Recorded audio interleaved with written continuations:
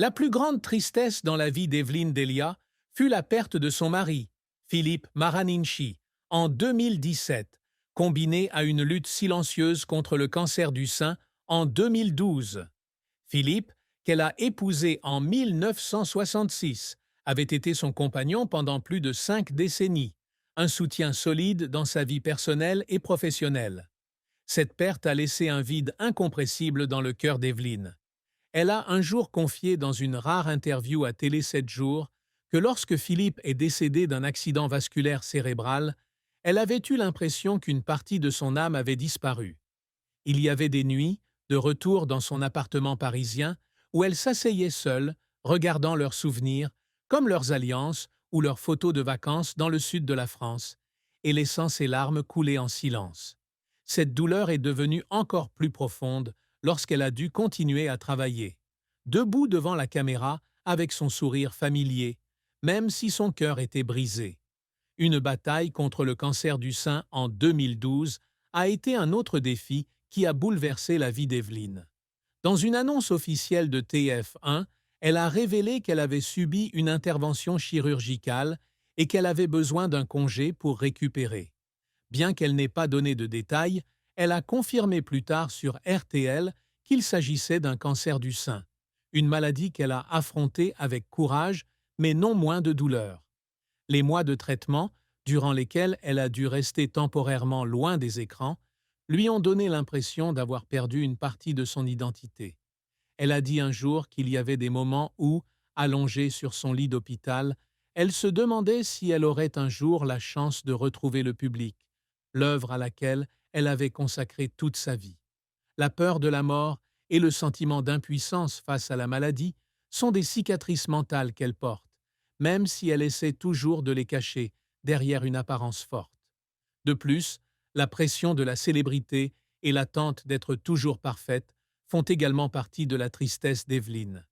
En tant que l'une des présentatrices météo les plus appréciées de France, elle est souvent scrutée pour son apparence, de sa robe à sa coiffure.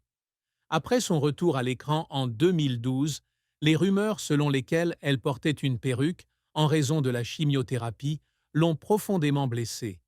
Bien qu'elle ait toujours conservé une attitude professionnelle, les critiques la laissaient parfois avec le sentiment d'être exposée en public, et il y avait des nuits où elle pleurait en silence, se demandant si elle avait la force de continuer. La carrière d'Evelyne Delia est un parcours de plus de 5 décennies, au cours duquel elle a connu de grands succès, mais aussi son lot d'échecs et de défis. Elle débute sa carrière le 23 octobre 1968 à l'ORTF, à l'âge de 20 ans, comme animatrice et présentatrice pédagogique. Le 15 mars 1969, elle devient speakerine à temps plein et présente les émissions du soir sur la première chaîne de l'ORTF, qui deviendra TF1 en 1975. Parmi ses premières émissions, à la bonne heure, elle séduit rapidement le public par son charme et sa voix chaleureuse. En 1980, elle est chargée d'animer les demi-finales et la finale du concours de sélection français de l'Eurovision.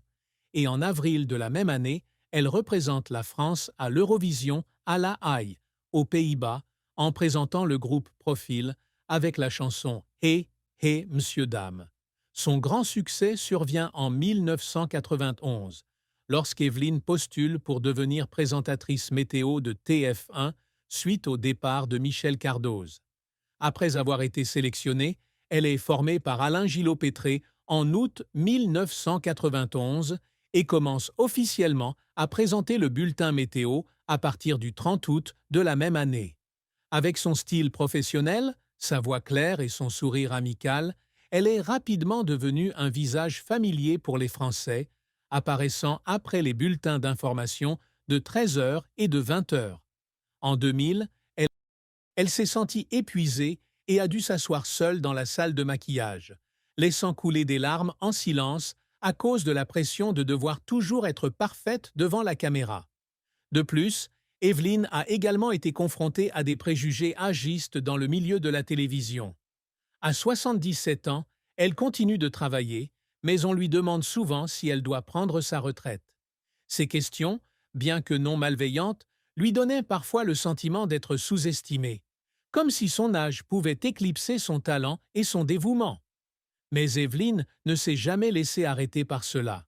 Elle continue d'apparaître à l'écran, des bulletins météo quotidiens aux événements comme le SIDAction 2022 ou l'Open de France de Roland-Garros, prouvant que l'âge n'est qu'un chiffre.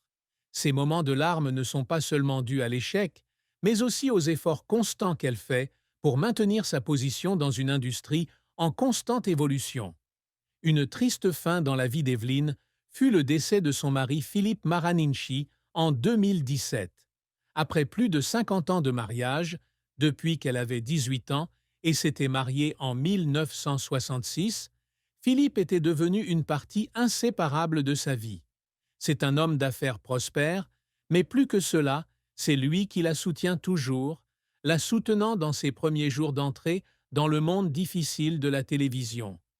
Lorsque Philippe est décédé d'un accident vasculaire cérébral, Evelyn a eu l'impression qu'une partie d'elle-même avait disparu elle aussi.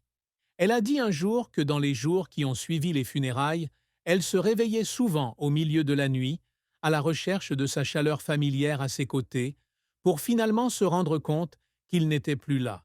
Cette perte n'est pas seulement une fin triste, mais aussi un nouveau départ difficile, car elle doit apprendre à vivre seule après des décennies à l'avoir à ses côtés. Cet événement a non seulement affecté Evelyn personnellement, mais l'a également propulsée sous les feux de la rampe. Bien qu'elle ait préservé sa vie privée, elle n'a pas pu éviter les publications et les questions sur la façon dont elle a fait face à son deuil.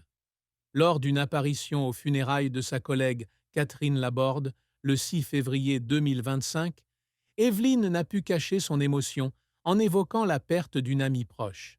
Ses larmes à l'église Saint-Roch de Paris n'étaient pas seulement pour Catherine, mais aussi un débordement de tristesse qu'elle avait longtemps réprimé, y compris la douleur d'avoir perdu son mari.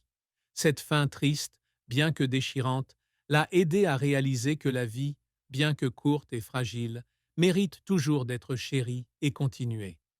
L'amour et le mariage d'Evelyn Delia sont une longue histoire, à la fois douce et difficile. Elle rencontre très jeune Philippe Maraninchi et décide en 1966, à 18 ans, de l'épouser, un homme de 11 ans son aîné. Leur mariage a été un voyage de plus de 50 ans, au cours duquel ils ont traversé ensemble les hauts et les bas de la vie.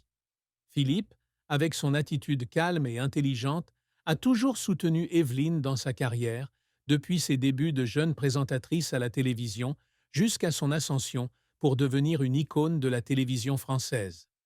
Ils ont eu ensemble une fille, Olivia, née en 1967, qui est devenue plus tard avocate. Evelyn a un jour partagé que Philippe était celui qui l'avait aidé à trouver un équilibre entre le travail et la famille, lui rappelant toujours que peu importe à quel point les projecteurs étaient brillants, la famille était toujours là où elle devait être. Cependant, leur mariage n'a pas toujours été parfait. Une grande tristesse dans l'amour d'Evelyn fut le moment où elle dut faire face à la distance émotionnelle lorsque leurs deux emplois devinrent trop chargés. Présentatrice météo et directrice météo chez TF1, Evelyn devait souvent travailler tard dans la nuit, tandis que Philippe était occupé par ses projets professionnels. Il y avait des moments où les deux avaient peu de temps l'un pour l'autre, et Evelyn se sentait tourmentée de ne pas pouvoir être avec lui autant qu'elle le souhaitait. Mais c'est la compréhension et l'amour profond qui les ont aidés à surmonter ces difficultés. À la mort de Philippe, Evelyn perd non seulement son mari, mais aussi un compagnon qui l'a vu passer d'une jeune fille ambitieuse à une femme forte mais blessée. Un secret qu'Evelyn Delia a gardé caché pendant des années était son combat silencieux contre le cancer du sein. En 2012, lorsqu'elle a soudainement disparu des écrans pendant plusieurs mois, le public a commencé à se poser des questions. Dans une brève déclaration, elle a simplement déclaré qu'elle avait subi une intervention chirurgicale, comme des milliers d'autres femmes, et qu'elle avait besoin de temps pour récupérer. Mais la vérité est qu'elle était confrontée à une maladie dangereuse, avec de longues journées de radiothérapie et des moments où elle se sentait